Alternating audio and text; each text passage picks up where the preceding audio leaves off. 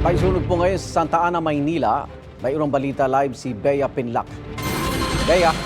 Igan, nilalamon pa rin ng sunog ang isang residential area dito sa barangay 775 Santa Ana, Maynila. Pasado alas 6 ng umaga nang sumiklab ang sunog dito. Mabilis lumaki ang apoy at makalipas ang ilang minuto, itinaas na ito sa ika-4 na alarma. Ibig sabihin niyan hindi bababa sa 13 fire truck ang kinailangang rumesponde. Nagkukumahog pa rin ang mga residente rito na malagay sa ligtas ang kani-kanilang pamilya at maghakot ng mga gamit na maisasalba pa nila. Ang ilan sa mga residente rito nakikipagtulungan na rin para maapula ang apoy.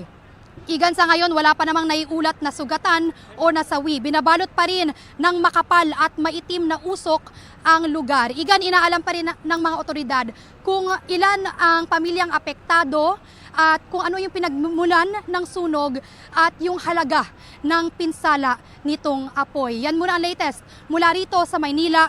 Bea Pinlac para sa GMA Integrated News.